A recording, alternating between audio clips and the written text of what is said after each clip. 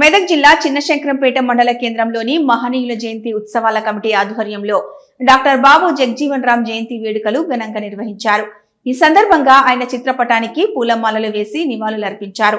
అనంతరం నాయకులు మాట్లాడుతూ సమాజంలోని అణగారిన వర్గాల అభ్యున్నతికి తన జీవితాన్ని అంకితం చేసిన ప్రముఖ రాజకీయ నాయకుడు, సామాజిక సంఘ సంస్కర్త బాబు జగజీవన్ రామ్ అని కొనియాడారు.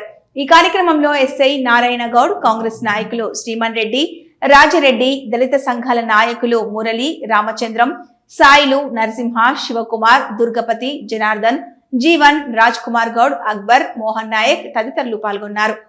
మాజీ భారత ఉప ప్రధాని బాబు జగజీవన్ రామ్ 118వ జయంతిని పురస్కరించుకొని శంకరపేట మండలంలో దళిత నాయకులు బీసీ నాయకులు అందరం కూడా తన జయంతిని ఘనంగా నిర్వహించుకున్నాం. భావి భారతదేశంలో ఈ భారతదేశము మంచిగా ఉండాలి, ముందుకు పోవాలి. ఈ భారతదేశ పౌరులు అన్ని దేశాల కన్నా ముందుండి కలలు కన్నా నెహ్రూ గారితో సమానంగా కలలు కన్నా నాయకుడు బాబు జగజీవన్ రామ్ గారు. తప్పకుండా స్వతంత్ర సమరయోధంలో గాంధీ, నెహ్రూ పాత్ర ఎంతుందో బాబు జగజీవన్ రామ్ గారి పాత్ర కూడా అదే విధంగా ఉన్నది. బీహార్లో కుల మతాలు ఎక్కువ ఉన్న బీహార్ రాష్ట్రంలో పుట్టి అక్కడి నుంచి ఉప ప్రధానిగా ఎదగడం నిజంగా ఆయన నిదర్శన గొప్పతనం. ఆ గొప్పతనం కూడా ఆనాడు కాంగ్రెస్ పార్టీ ఇవాళ కాదు, ఆనాటి నుంచి కూడా స్వతంత్రం వచ్చినాటి నుంచి కూడా 1947 నుంచి ఇప్పటి వరకు కూడా దళితులకు పెద్దపీట వేసింది. తప్పకుండా తనకు సముచిత స్థానం కల్పించింది. అలాగే కాకుండా సోనియా గాంధీ గారు యూపీఏ గవర్నమెంట్ ఏర్పాటు చేసినాడు. తన కూతురు కూడా మనకు లోక్సభ స్పీకర్గా నిర్వహించడం జరిగింది. అదే టైంలో మనకు తెలంగాణ రావడం జరిగింది. తప్పకుండా భారత జాతి పట్ల మనకున్న అంకిత భావానికి ఇది నిదర్శనం. తప్పకుండా భావి భారత ముద్దు బిడ్డలు వారి ఆశయాలను, సాధనలను ముందుకు తీసుకుపోయి దేశాన్ని ముందుకు తీసుకుపోయి అనేక కార్మిక చట్టాలు తెచ్చారు. అనేక పంచవార్షిక ప్రణాళికలతో ఈ దేశం ముందుకు ఎలా పోతుంది. 1947 స్వాతంత్రం తర్వాత ఈ దేశ పరిస్థితి కరెంట్ లేదు.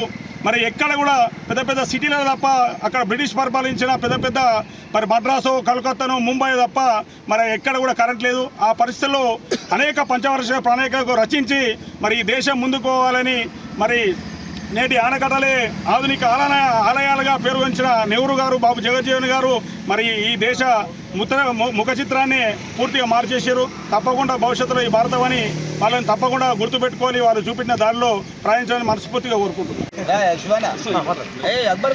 చిన్నశంకరంపేట మండల కేంద్రంలో బాబు జగజీవన్ రామ్ గారి 118వ జయంతి కార్యక్రమాన్ని ఎస్సీ, ఎస్టీ, బీసీ, మైనారిటీ, అగ్రకుల నాయకులతోటి ఘనంగా నిర్వహించడం సంతోషకరమైన విషయం.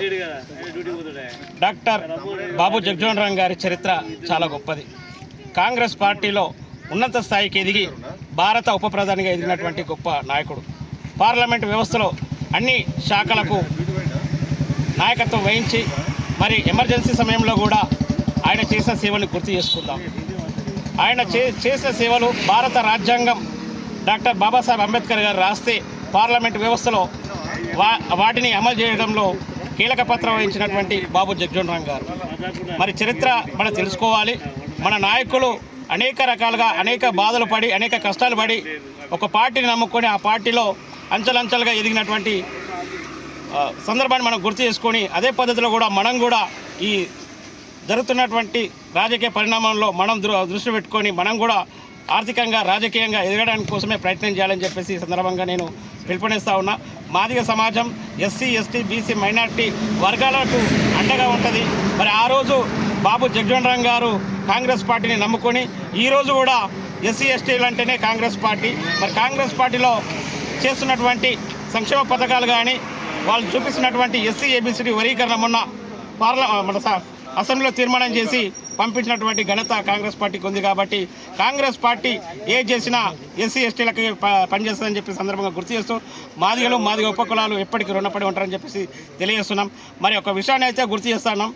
గారి జయంతి 118వ జయంతి పురస్కరించుకొని చిన్నశంకరంపేట మండల కేంద్రంలో ఆయన చిత్రపటానికి పూలమాలలు వేయడం జరిగింది.